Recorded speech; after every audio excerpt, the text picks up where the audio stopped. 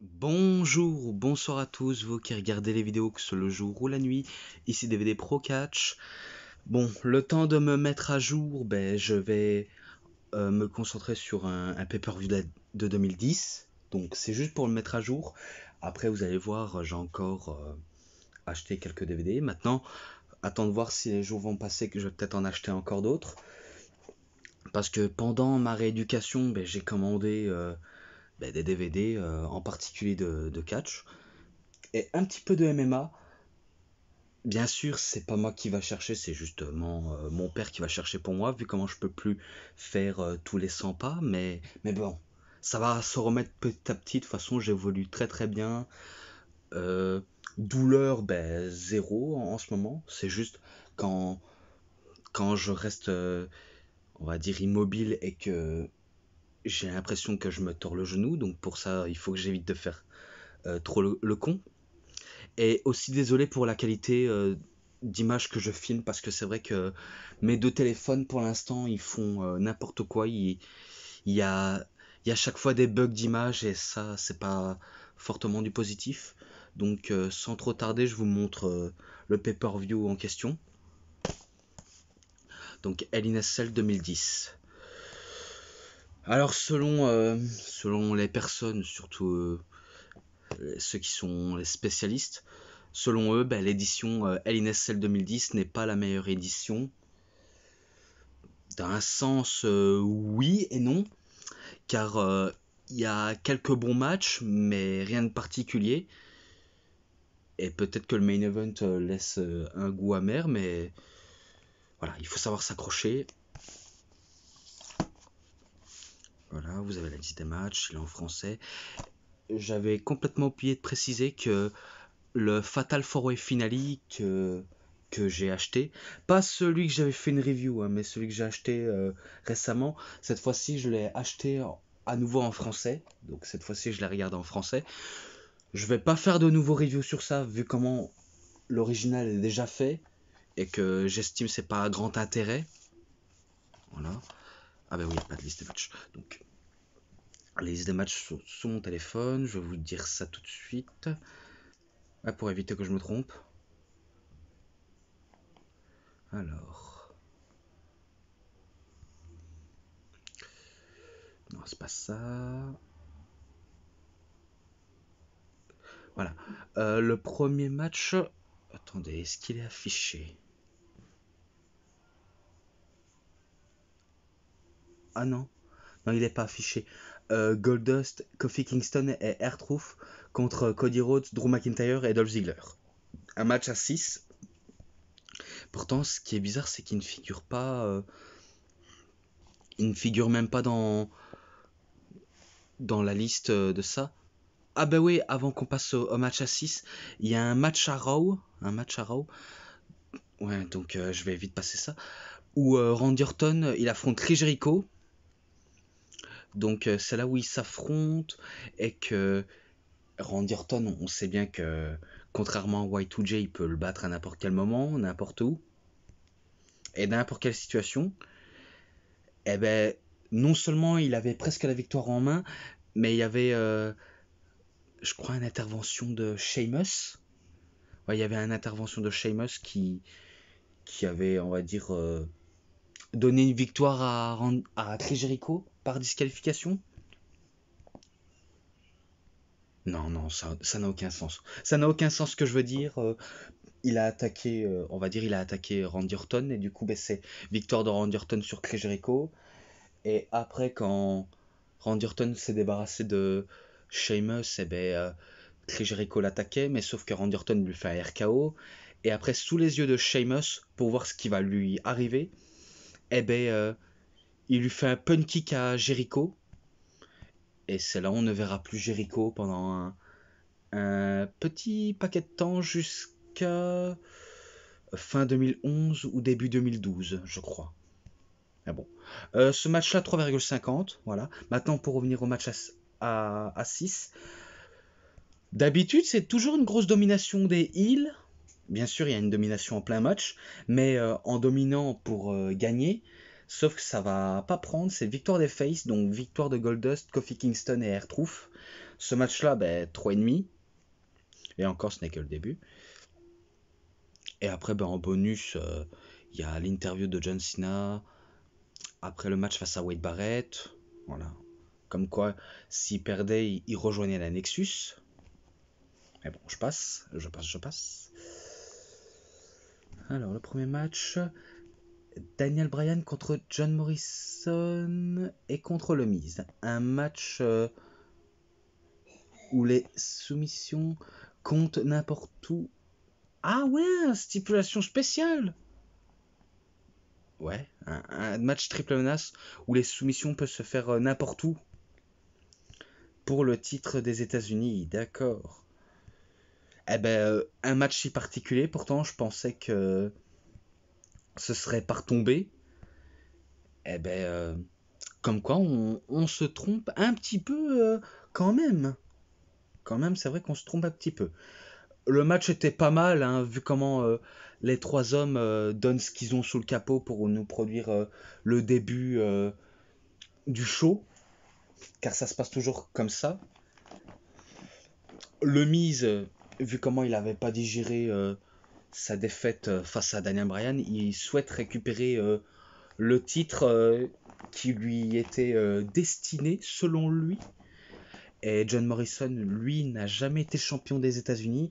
Lui, il compte de le devenir pour la première fois de sa carrière. Ça va pas, on va dire, se le faire, car Daniel Bryan, il fait le Bell Lock, parce qu'à l'époque, ça s'appelait le Bell Lock. Après, un coup qu'il est passé de Yes Man, ce sera le Yes Lock. Après, quand il est passé de No Man, ce sera le No Lock. Bref, des improvisations, des noms de prise, la plupart on s'y connaît. C'est Daniel Bryan qui fait, je crois qu'il fait une nouvelle fois abandonner le Miz. Ouais, à mon avis, il le fait abandonner. C'est victoire de Daniel Bryan. Ce match-là, 3,50 pour le début, car j'ai beaucoup apprécié. Ensuite, Randy Orton contre Sheamus dans un Hell in a Cell pour le titre de la WWE. Il est présent dans le coffret de Randy Orton, ouais, il est vraiment présent. Un match assez brutal. Sheamus qui souhaite de récupérer le titre qu'il a, on va dire, gagné même pas un an, des mois après avoir battu Cena lors de TLC. Donc il veut redevenir champion, mais Randy Orton va pas le laisser l'opportunité, il va pas le laisser la moindre chance, car vu comment c'est lui qui a récupéré le titre lors de Night of Champions, pour le battre il faut le détruire. Et Randy Orton en termes de démolition c'est un spécialiste, mais Sheamus peut jouer sous ce terrain-là. Et que on se rappelle des prises assez brutes. Je peux même dire brusques, mais voilà, j'essaie de le dire comme je le peux, pour dire de manière différemment, même si les notes globales, c'est sûr, ce n'est pas nouveau. Je le fais comme je peux, et de toute façon, on s'en fout du fait que je cite les matchs. Et que Sheamus a voulu essayer de battre Randy Orton avec un Brogue Kick. Randy Orton se dégage. Randy Orton voulait faire le RKO, il effectue, bien sûr. Mais Sheamus se dégage. Après, dans un point tournant, il lui fait un nouveau Brogue Kick, mais qu'il n'arrive pas à lui faire le tomber. Donc il utilise encore le Brogue Kick, mais ça va pas le faire vu comment il aura esquivé. Et après, si je me rappelle, il y avait un escalier qui est... enfin, un morceau d'un escalier qui était au centre du ring, et que Sheamus voulait malgré tout essayer lui faire un Brogue Kick, mais il se fait contrer en RKO. Je crois que c'est ça, hein, parce que ça fait un ou deux mois que j'ai regardé et j'essaie de me rappeler, hein, j'essaie de me rappeler de mieux que je peux. C'est victoire de Randy Orton, il conserve son titre. Ce match en description, vu comment je l'avais déjà noté dans le coffret de Orton. Voilà, au moins vous le saviez. Ensuite, Edge contre Jack Swagger en match simple. Pas mal aussi, vraiment pas mal. Même si c'est pas, on va dire, au même niveau que Orton Sheamus ou Brian Morrison et Le Miz. Enfin, ça se rapproche du même niveau. Mais il était pas mal, malgré le peu d'histoire qu'il y a entre les deux hommes. Et que Jack Swagger, on sait bien qu'il avait été champion, mais cette fois-ci, il compte, on va dire, protéger sa réputation de main eventer. Sauf que un des spécialistes des main eventers, c'est sûr, c'est Edge, le pur main eventer. Et pour battre un grand main eventer, eh ben, il faut être méritant. Jack Swagger pouvait également être méritant, mais après, suite à ça, je crois qu'il va plus remonter vers les sommets. Il me semble que c'est vers là où il ne va plus monter vers les sommets. Enfin, à part en 2013 où il va affronter Alberto Del Rio, mais sinon, c'est pas dingue pour monter dans le main event, hein. Vu comment, à l'époque, en 2013, le titre du monde poids lourd était passé au second plan par rapport au titre WWE. Mais bon, mais bon. De toute façon, c'est victoire de Edge, car si je crois bien, il a voulu Jack Swagger en terminer avec son coffrage powerbomb, mais que Edge met la main dans les cordes ou le pied dans les cordes, et qu'après il fait son execution, Swagger se dégage. Il a voulu faire un spear, Swagger, ben, il contre, et il essaye d'entamer son coffrage powerbomb, mais ça va pas être possible, car il va retourner la situation, Edge, et le retourner en spear. Et qu'après, ben, c'est victoire de Edge, tout simplement. Voilà. Maintenant, le match entre Cena et Wade Barrett. Vu comment on sait que John Cena, avec son équipe, ont battu la Nexus au SummerSlam, c'est vrai que ça aurait pu être l'heure de la Nexus, parce que certains spécialistes disent que ça aurait pu la Nexus qui aurait pu remporter le match, et que maintenant on apprend que John Cena a enterré la Nexus à lui tout seul. Hein, il est la bête noire de la Nexus, et franchement, la WWE a un petit peu raté le coche, même si, pour rappel, ils aiment pas trop les clans. Et pourtant, c'est un peu le principe de la WWE. On crée des clans pour être dominateur et monter en puissance. Là, c'était une chute vertigineuse auquel Wade Barrett, lors de son premier clan, il ne va pas s'en remettre. Et pareil pour les autres. Mais que cette fois-ci, ils essayent, entre guillemets, réparer l'erreur de SummerSlam, mais sauf que le mal était déjà fait, et que la stipulation c'était que si, enfin, si John Cena perdait, il aurait rejoint la Nexus, et si Barrett aurait perdu, il aurait, la Nexus aurait contrainte de se dissoudre. Nexus aurait été intervenu. Ah oui, oui, si la Nexus aurait intervenu, Barrett aurait quand même perdu. Donc tout est là. Donc c'est sûr, un ultimatum pour les deux hommes. Et que John Cena, on pensait qu'il allait battre Wade Barrett, parce que moi je me rappelle quand j'étais gosse, parce que oui, en 2010 j'étais encore gosse, j'étais pas encore adulte. C'est vrai que j'étais à fond envers les faces. Maintenant je suis à fond envers les deux. Parce que je ne suis pas que à fond sur les heels. Je ne suis, on va dire, un petit peu plus mis sur les faces. Mais faut dire, j'adore les deux camps. Parce que ils essaient de nous raconter une histoire, j'essaye de m'accrocher au plus haut point. Et du coup, quand on fait un très bon match, peu importe si c'est scénarisé ou pas, ben, ça nous met dans l'ambiance, ça nous met dans l'histoire. Et que on nous dit que c'était pas top. On nous dit que c'était pas top. Par contre, je sais pas si j'ai déjà noté entre Edge et Jack Swagger, mais ce match-là, je mets 3,40. Voilà, je dis si je l'ai oublié. Mais bon, voilà.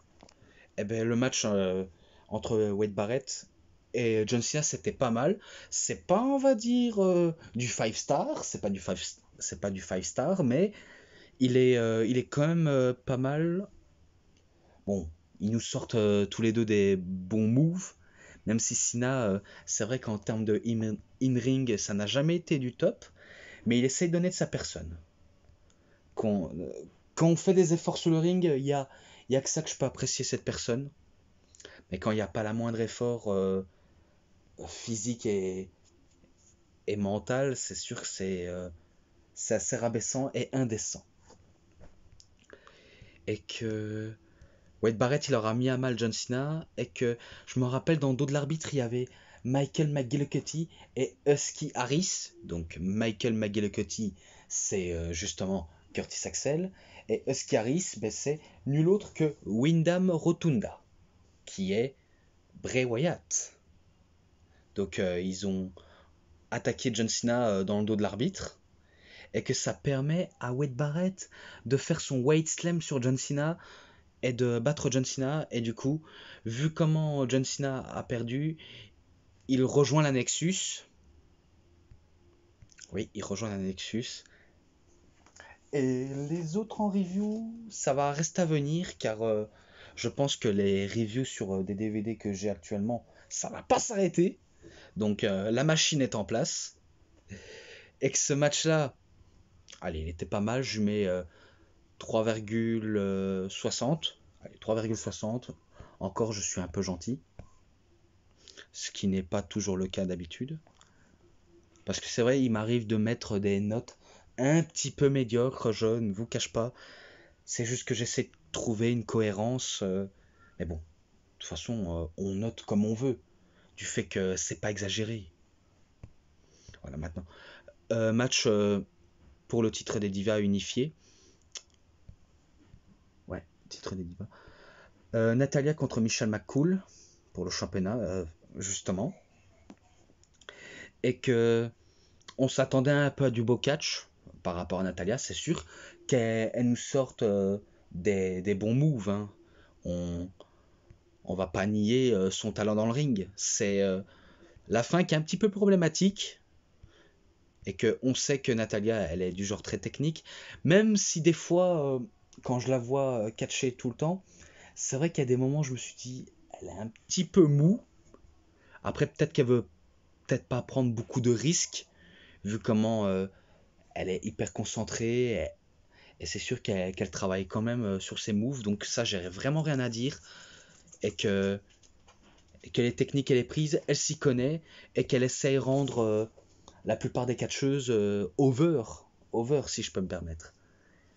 Là, au match, ben, on sait bien que Natalia, elle avait le match en main. Elle avait vraiment le match en main.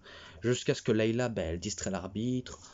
Tout ça. Et même Michelle McCool n'hésite pas à utiliser des tricheries comme tirer les cheveux, aveuglement des yeux, choper les narines, tout ça. Vous voyez, des choses assez petites, vraiment petites. Et que ensuite, Michelle McCool, ben, on sait bien qu'au moment où elle en a assez subi, eh ben, elle veut se barrer avec le titre. La face, donc Natalia, elle refuse de le laisser partir.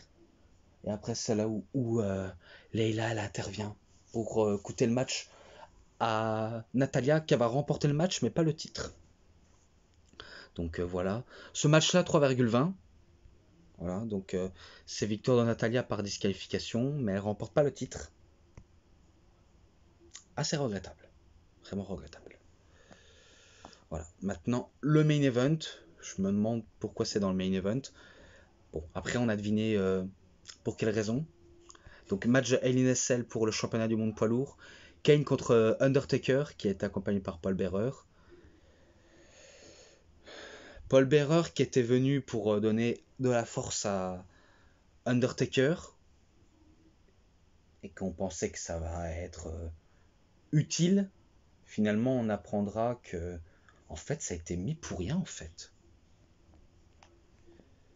Et que Kane, vu comment il est devenu champion, eh ben, il se laisse plus faire. Il va pas se laisser marcher sous les pieds sur son grand frère. Donc cette fois-ci, il domine son grand frère.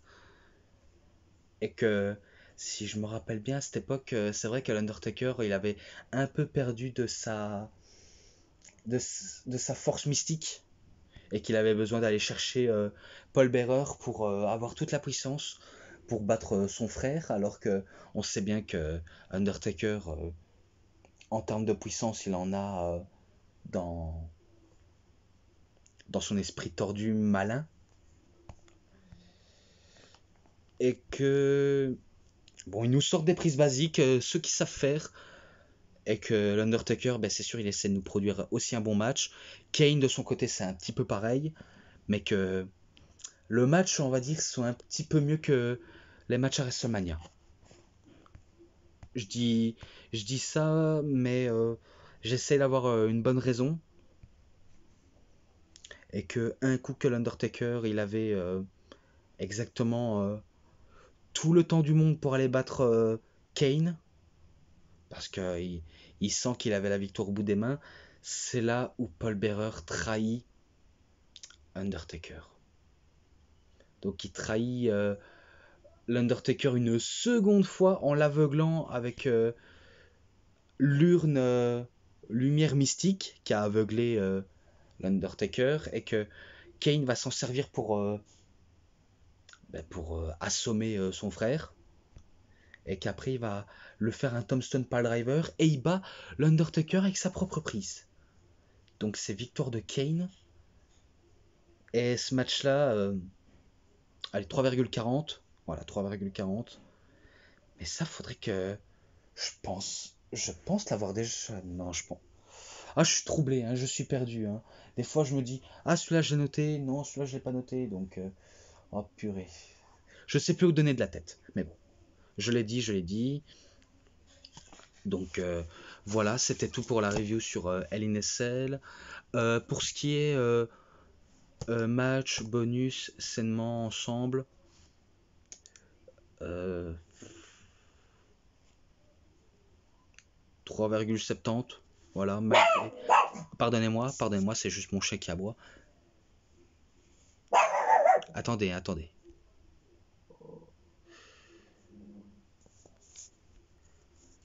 Voilà, je suis revenu, excusez-moi si mon chien aboyait, car oui, il a interrompu la séance.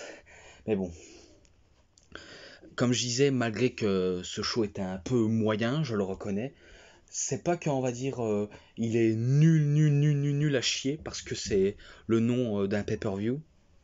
Donc non, absolument pas. Mais bon, voilà, j'ai essayé d'être mieux positif que je le pouvais. Et avant qu'on se quitte, je vais vous montrer... Oui, je sais, encore des DVD. Donc, voilà. Par contre, il faudrait que je le déplace parce que j'ai pas envie trop le faire tomber. Donc, encore à tout de suite. Donc, voilà, la pile de DVD.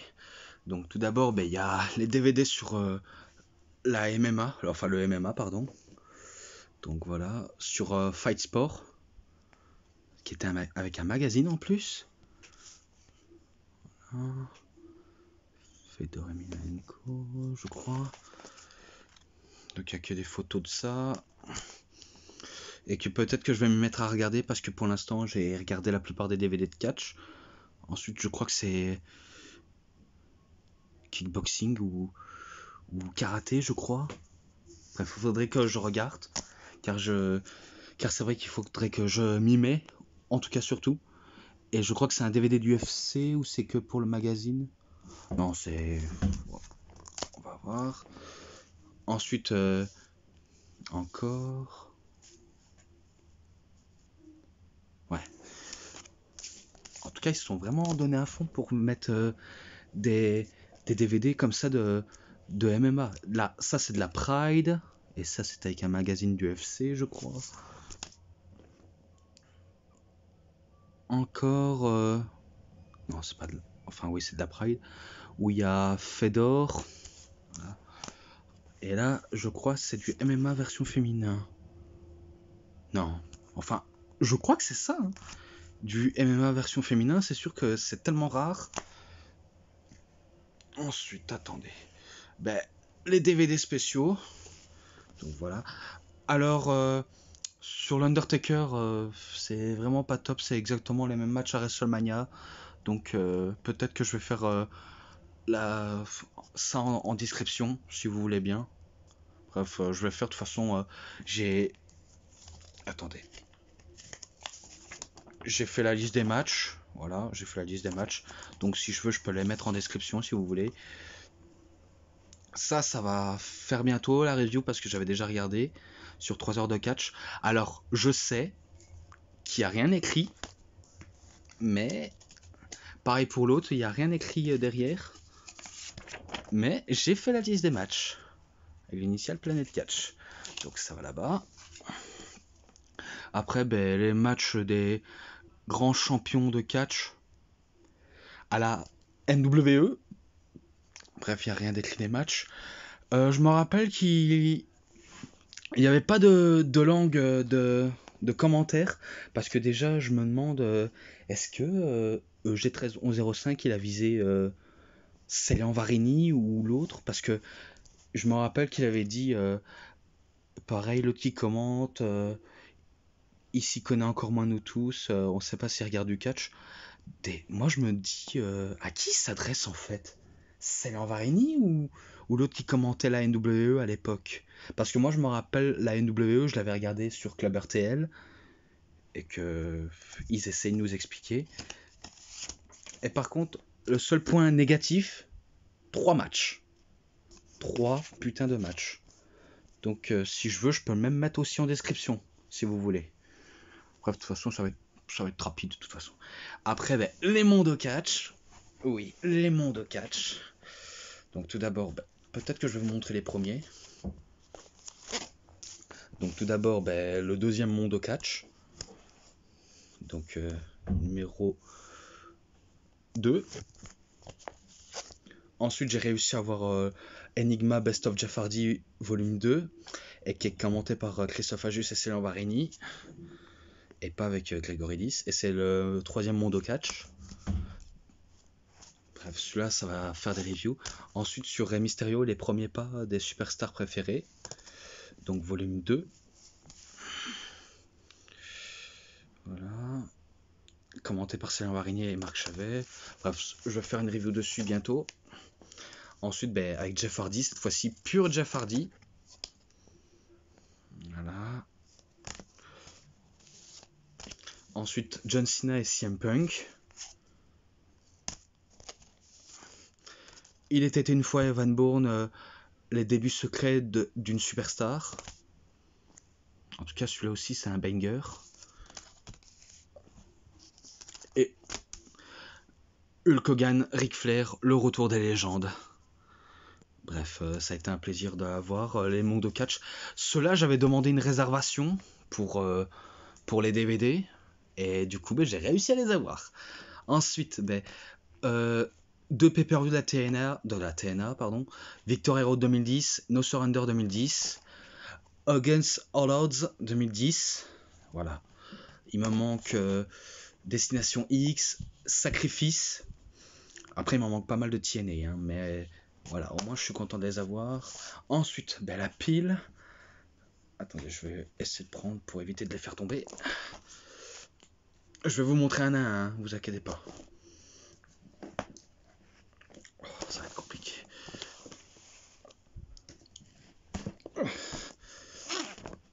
Donc, tout d'abord, ben, le coffret sur les In Your House que j'ai regardé aujourd'hui, car les autres je les avais déjà regardés. Alors, le coffret sur Macho Man Randy Savage, The Macho Madness Ultimate Collection, que j'avais déjà regardé et que franchement j'ai bien aimé. Peut-être que je ferai une review dessus, mais en tout cas ça se rapprochera très très vite. History of WrestleMania du 1er au 9e. Bref, il y a peu de matchs que j'ai fait une liste, mais voilà, faut dire c'est très très court. Hein. Voilà.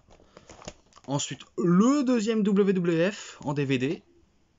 Voilà. Stone Cold Steve Austin What. Bref, j'ai regardé récemment aussi.